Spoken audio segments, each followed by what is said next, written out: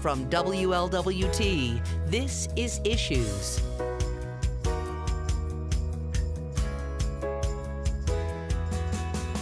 Hello, welcome to Issues. I'm Jan-Michele Lemon Kearney of Sesh Communications and the Cincinnati Herald. And hey, we're not going to talk politics today. We've got a lot of really good stuff to talk about. A little later, Michael Bobo is going to introduce you to a really phenomenal art collection called the Kinsey Collection at the National Underground Railroad Freedom Center. And we have all got to get down there and see it. It's going to be just phenomenal, so you don't want to miss that. We're also going to talk about a special event for dads. It's really for the whole family, so stay tuned for that. We're going to tell you about a lot of great stuff. First, we're going to talk about a topic that people are hesitant to talk about, and it's funeral arrangements. It's really about making your own arrangements and making life easier for your family. So we're going to talk to Preston Charles about, would we say pre-event or pre-arrangements? What do we call it? Well, there are many schools of thought, but and welcome, Preston. Thank you. Thank you for having me. Oh, thanks for being here. But actually, there are many schools of thought when you talk about pre-planning. There are really two definitions. There's something called pre-arranging, okay, and then there's a pre-need. So said another way, pre-arrangement and pre-needs. A pre-arrangement is actually when a family person or a loved one decides to pre-plan that event, because that event is eventually going to occur. So when you say pre-plan, you mean they pick out the music, they pick out the minister, like where it's going to be? Exactly. Okay. And it's the job of a director to be as meticulous and specific to the letter so that that consumer can be pleased for their family and for themselves going into the future. So a pre-arrangement, again, that's really a discussion, but it becomes a documented event. And there's a folder created also on a computer drive, and that information is a discussion, cemetery, cremation, memorial service, whatever the person is actually desiring. And so that can be sustained by, say, a GE benefit policy, which is a standard coverage provided by a retiree. Some companies like civil service annuitants, government employees, they maintain insurance once they retire, or they have their own regular insurance policy. So that is a pre-arrangement. So let me stop you there for a minute. So a pre-arrangement, so the person actually writes down with the funeral director how they want everything to go, and then they talk about payment for it as well through probably some kind of insurance policy. Exactly. That's taken out in advance, paid for, and so the funeral director has a folder with all that information. That's correct. So when the person actually passes, you pull it out with the family, go, here's what your loved one wants. It's already paid for. That's correct. But in actuality, there's two schools of thought. Okay. The pre-arrangement is a discussion with something you already have, which has no interest growing, has nothing but a face value at the time of one's demise. So said another way, say a funeral cost $6,000 in 2017.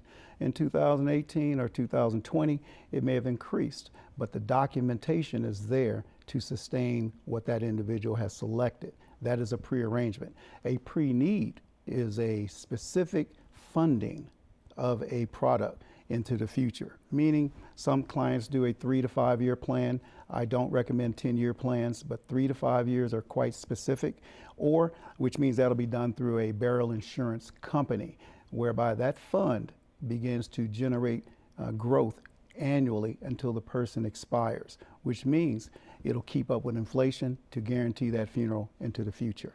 So let me make sure I understand this. Okay, pre-arrangement, you pay $6,000 and that's it. So if the funeral, you select $6,000. You select $6,000. Right. If the funeral ends up costing more because of inflation, that gap isn't covered. And the gap is particular because you did not fund it. You have an insurance product that is actually standard. Say, I'll give you an example. A GE retiree may have a fixed death benefit and he's 89 years of age, retired 20 years ago. It may be $14,000. I've seen them as high as that and higher. Okay. So that means they have $14,000 of coverage, and they made a $6,000 pre-arrangement, and 10 years later the person passed, maybe it's $8,200.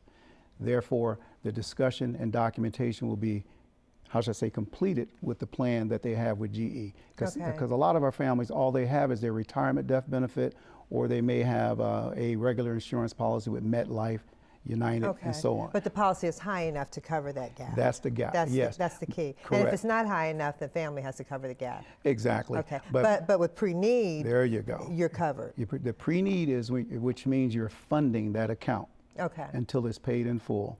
And if you do a burial insurance plan, that burial insurance plan, as long as you live into the second year, and because it's a burial insurance policy, Right. you're fully covered, as long as you pass, say, 2 years and 1 day. So is the best place to start with this your actual funeral home? Like, what should they come to Preston Charles Funeral Home and talk to you or someone on your staff about this, or should they go to the insurance company first? They should come, if they're going to do a burial insurance plan, or Okay. they want to specifically select what they want and pre-fund it, they can come to the funeral home.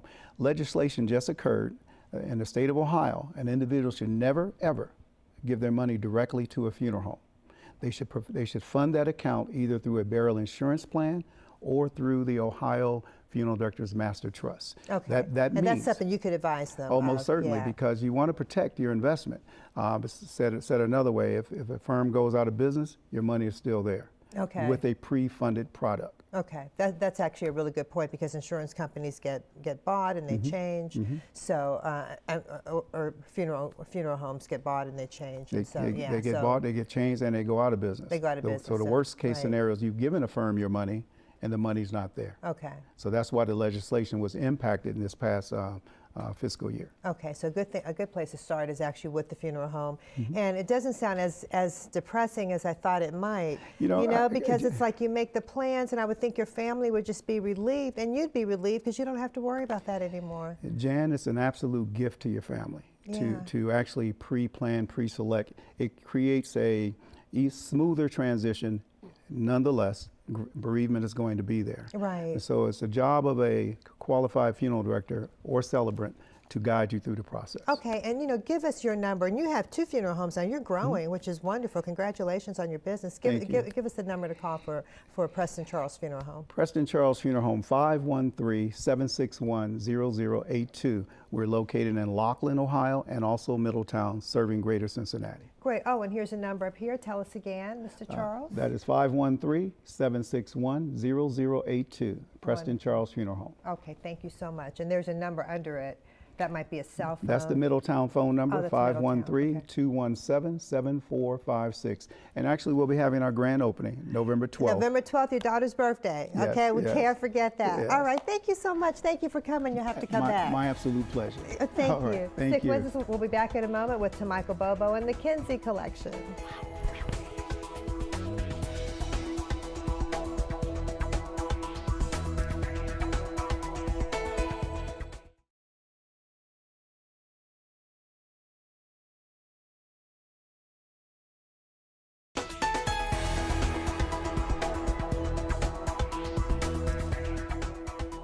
Welcome back. I'm Michael Bobo. I'm here today with Mr. Jesse Kramer, the creative director of the National Underground Railroad Freedom Center, and Mr. Will Jones, who is the PR and social media coordinator. How are you guys doing today? Good, good. How about you? Thank you so much for being here. One of my favorite places in the city is the National Underground Railroad Freedom Center because there's so much to do.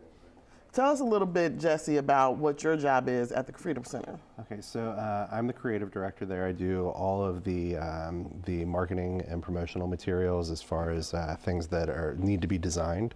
Along with that, I also create our changing exhibits. So when we have an exhibit come into town, like the Kinsey Collection, I'm the one who goes through and actually designs the layout and figures out where the pieces are going to go, that sort of thing. So. Oh, wow. So when I've watched movies and everything, you're the guy that's saying, put it under this light. It'll look great here. That's what you do. Well, somewhat, yes. Okay. It's not as glamorous as all that, but yeah. Hey, it's glamorous because you're at the Freedom Center. Yes, absolutely. And Will, give us a little information about what your contribution is to getting the information out about the Kinsey Collection. Well, I oversee the media relations pertaining to the institution, and for the Kinsey African American Art and History Collection, I had to get the word out to everybody. So us being here, I did my job. So Yes, you did. We're so happy to have you Yeah, here. definitely, The definitely. Kinsey Collection, it's been in several places. Tell us a little bit about the couple that brought the Kinsey Collection so forth? Bernard and Shirley Kinsey have been collecting for close to 30 years now, and they're both an amazing couple, and we worked very closely with their son Khalil. Actually, he is the curator of the collection. He came on board to start really working with the collection about 10 years ago. Okay. But yeah, they're just a fantastic family, and the collection that they have amassed over this period of time is just astounding. I mean, we have, I would say, probably about a quarter of what they actually have, and we have over 150 objects and artworks on display right now. You only have a quarter, and there's over 150 here. Yeah. And they have that's a lot of pieces. Yeah, definitely. And how many years does their collection span? We have the earliest documents, and we have facsimiles of these, are a marriage certificate from 1598 and a baptismal document, both of these African American, from 1595. And we have facsimiles of those documents on display. The original documents are far too fragile to travel. Oh, wow. But yeah, it's pretty astounding to see, and it ranges from there all the way up until modern day. You see my eyes are glazing over because that's an amazing thing to be able to see. It's almost as if you can touch history. You can't really touch it, but you can actually like don't touch it. imagine Right, touching don't touch it. it. We can't have you touch it. That is amazing. And the pieces, they actually have been in other museums across the country, correct? Yes, Correct. this show has been traveling for a little over 10 years. We had it at the Freedom Center in 2007. Oh, see, I didn't live but here this then, is okay. this is a completely different exhibit than what okay. people would have seen in 2007, because they're continuing to collect, and so there are everybody who's been through it that's seen it so far said it's a completely different show than what they saw the first time that it was around, and many more artifacts this time than artworks. I mean, there are a ton of artworks in the space, don't get me wrong, but there are far more artifacts than there were the last time it was here. And we definitely encourage people to come see it. The exhibit was just previously in Hong Kong, so it's a global exhibit, and they had the exhibit as well over in Disney World, Epcot Center. So we definitely want to get the word out and make sure everybody is in, because it's a global exhibit that's traveling now. We have the pleasure of having it at our institution from now up until March 4th. So. That's a nice amount of time. Yeah, and you have to think about it, it's been 10 years since it was here. Exactly. For people like me that didn't live here 10 years ago, I get the opportunity to see it, but it may not come back around again for a long time. So it's very important for people to come down and check it out. And give me a little information about what your times are that you're open and everything, so that people that may not know already that you should know. Well, they can come Tuesday through Saturday between the hours of 11 to 5.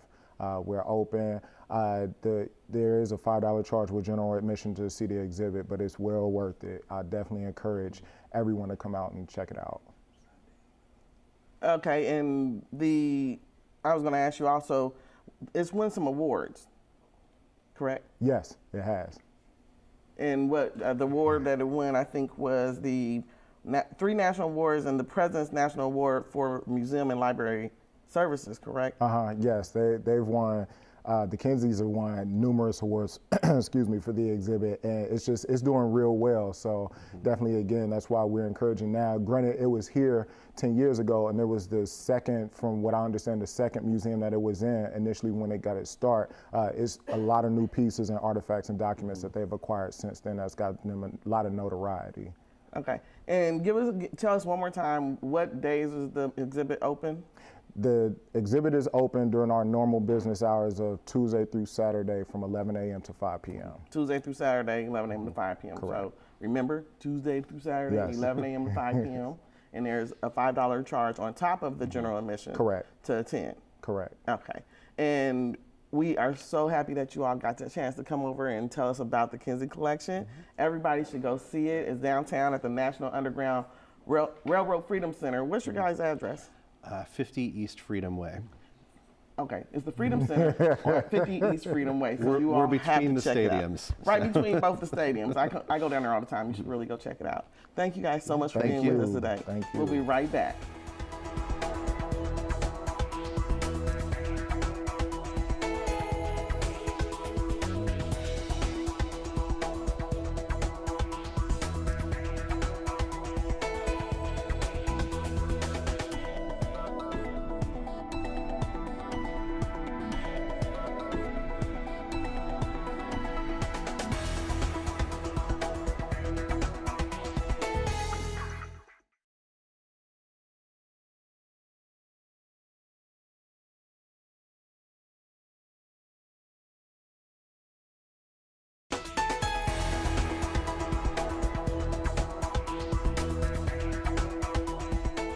Welcome back. Well, we have a special event that's coming up for dads and really for the whole family. It's sponsored by Healthcare Access Now, and here's the CEO, Judith Warren. So glad to have you. Thank you for being here. And a member of your Community Advisory Board, Lamont Taylor, who's also with the Hamilton County Community Action Agency, and you're partnering with HCAN. We sure are. Okay, great. So I'm really excited about it. It's a great day for dads. Tell us about that. So the event kind of came together out of the work of our Community Advisory Board, which Lamont serves on. And the whole purpose of the advisory board is to increase awareness around the whole issue of infant mortality and preterm births in Hamilton County. We have horrible statistics in Hamilton County and Cincinnati, so we want to impact that with community engagement. So as one of our members was sharing about the impact of and the importance of breastfeeding and how men are sometimes not as involved as they could be with that. They don't know what to do. They're like, what do we do with that? I know, right? And encourage the moms, you know, to breastfeed. Right. So we thought, well, we need to get some information out to men about that, the importance that they play as being an influencer for that mom. Whether they are with that mom or not, you know, they're still an important part because it is that their child. Right, and why is breastfeeding so important? It's a protective factor. During the first year of life, especially. It's a protective factor to build up the child's immune system, to help really bonding even with the baby as the mom is holding that baby to breastfeed. Right.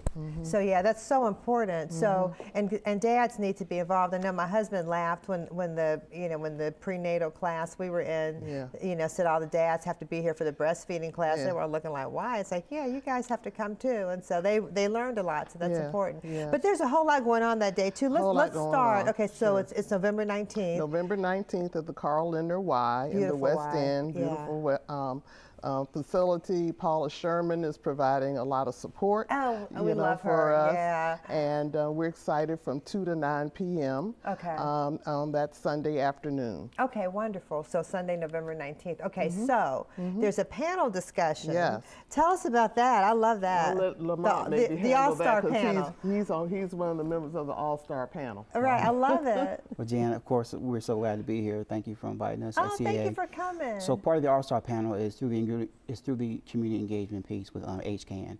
And so what we're going to talk about is just, it's a good time to be a father, how to be a father, some of the best practices, and I'm the guy that's going to tell you about all the mistakes you don't want to make as a father.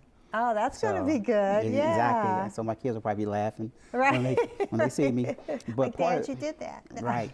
But part of what we're going to talk about too is kind of go a little bit deeper, because in 2015, 17.4 million children live in homes in America without a father. Wow. That's absent. So that's huge. And that so we know huge, that at CAA, we have to find a way, how do we combat that?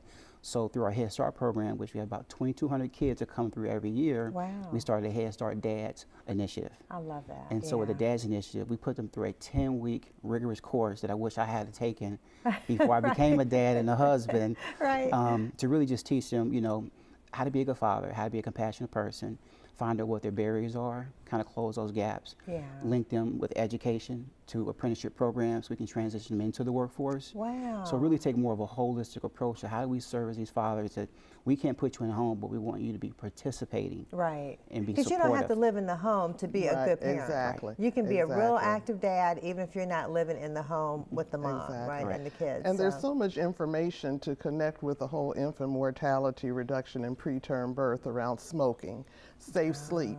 If a dad's over, with the baby, don't roll over. Put the baby in a crib or a pack and play. Babies on their back. Yeah. ABCs on their back, alone on their back, and in a crib. Okay, alone, back, crib. Okay. Right. And so don't have the baby in bed with you. Not a good plan. Yeah. On the 19th, we've got Lamont as part of the All-Star panel. Sherman Bradley, Mike Martin, a former, current police officer, and James Evans, who is another member of our Community Advisory Board, who will be the moderator. Yes. We've got basketball, we've got let's talk about that. Okay, so after the panel, there's a scrimmage basketball game, and you don't know which teams yet, but there's some CPS. We're keeping that as a surprise. That's a surprise. That's a surprise. There'll be some CPS teams players, there. Yeah.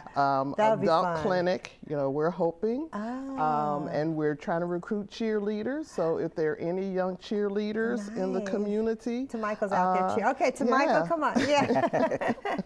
To bring them out, because we want it to be really fun, music, the information, giveaways. Right. And we're so thankful. DJ Q Fizzle. DJ Q Fizzle. So it's going to be lots of fun. All right, that's great. So it's November 19th. 19th from 2 to 9. 2 to 9 at the Carl Linder Y right down there at the West End. Any charge? No charge. It's free. Oh, my goodness. Okay, everybody needs to be. And it's for the whole family, not just for dads. Yes. Okay, that's fantastic. Thank you so much. Thank you. That's going to be great. Thank you for coming. There's the information right there. Judith, you want to tell us real fast as we go out? It's a great time to be a dad. Sunday, November 19th. 2 to 9 p.m. It's a great time to be a dad at the Carl Linder Y. For more information, call 245-4343. That's a nice, easy number, 245-4343, and there is no charge. Exactly. It's going to be a fun day. Thank you so much. Thank you. All right, stick with us. We'll be back in a moment with some events.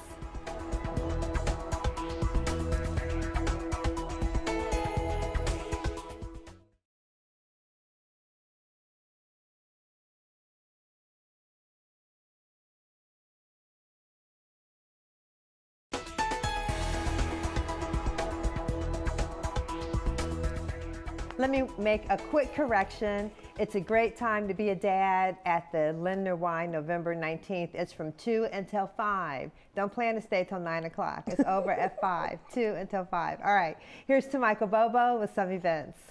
Well, first up we have the 2017 Men of Honor, a salute to African American men, Saturday, November 18th, 6 p.m. to 10 p.m. at the Hyatt Regency Cincinnati, located at 151 West 5th Street. Tickets are $150. For more information, call 733-1555. Jeff will be there. I know he will. I might be there too. Next is Halibration 2017 Community Business Marketplace. Saturday, December 9th, 10 a.m. to 4 p.m. at New Vision United Methodist Church, located at 4400 Reading Road. It's free to everyone, free to all. Shuttle from Mercy Health Satellite Parking, which is also on Reading Road. And bring some money for shopping, lots of vendors. Ooh, yes. Get your Christmas shopping. Sorry, go ahead. Next up is 100 plus African American men's chorus benefit concert, Sunday, December 10th, at 5 p.m. located at Allen Temple AME Church. That's also at 7030 Reading Road. This is as well open to the public. And they're raising money to send young people to historically black colleges and universities, college tours, so don't miss that. All right, have a great week. Stay safe and stay positive.